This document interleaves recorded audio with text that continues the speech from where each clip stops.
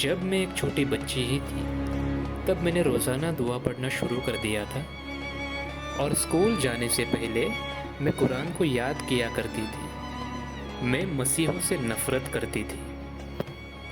मुझे ये जानकर बड़ी खुशी होती थी जब मैं सुनती थी कि मसीही लोगों को सताया जा रहा है। हमें हमेशा से बताया जाता था कि अगर हम मसीहों को मारेंगे तो हमें जन्नत का सीधा टिकट मिल जाएगा। मैं बहुत ही कड़े तौर पर काम किया करती थी इस्लाम के हर एक रूल को फॉलो करने के लिए।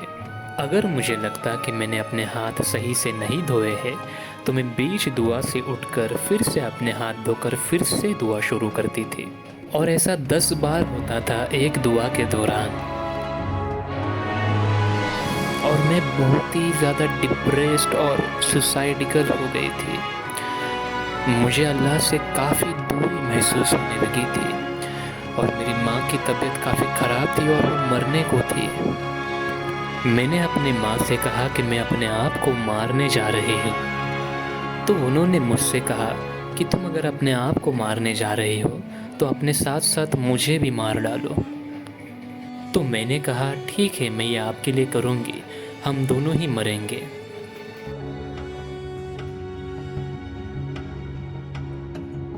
My brothers and sisters, I'm with you tonight. The Lord has a special message for you tonight. If you're hopeless, if you're oppressed, if you're planning to commit suicide, the Lord says stop. He has a hope and a future for you.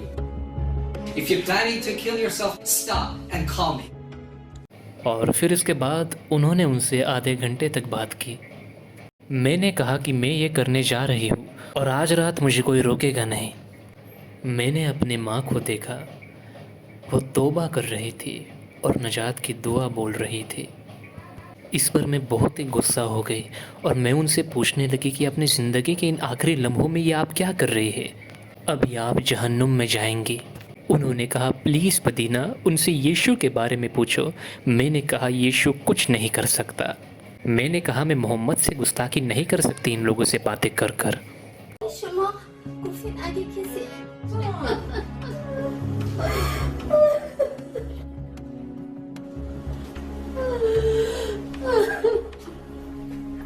जब मैंने उससे बात की तो वो मुझे बोलने लगी और मुझसे फाइट कर रही थी कि मैं सुसाइड करने वाली हूँ और तुम्हारा यीशु मेरे लिए कुछ नहीं कर सकता।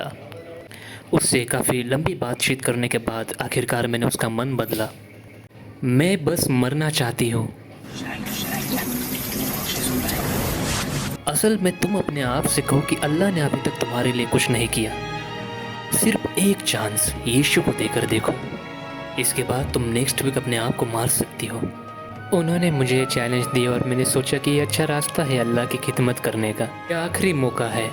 और उसने मुझसे कहा कि ठीक है, मैं दुआ करूँगी और मैं देखूँगी कि यीशु मेरे लिए क्या करता है और मैं उस लाइव शो में भी आऊँगी और मैं लोगों से कहूँगी कि मैंने यीशु से हफ्ते भर दुआ की लेकिन मेरी ज़िंदगी में कुछ भी बदलाव नहीं आया और मैं सुसाइड करने जा रही हूँ, वो भी यहाँ पर। जब मैं अपने आप को मार दूँगी इस लाइव प्रोग्राम के दौरान तो मैं अल्लाह से कहूँगी कि मैं अपनी जान भी दे रही हूँ तो वो सिर्फ आपके लिए।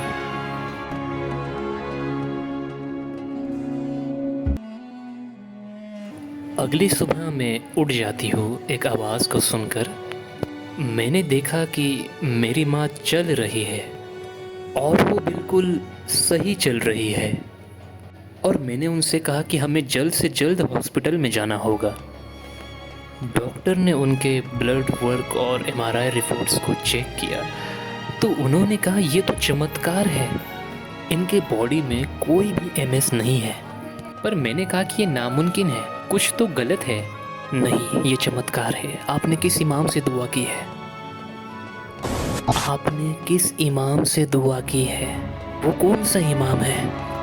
वो कोई इमाम नहीं था, वो यीशु था।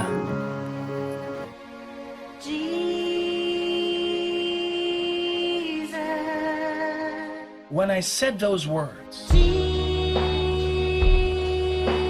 my heart changed. I told Jesus, you are the living God. You cleansed me and filled me. I'll give up my life for you.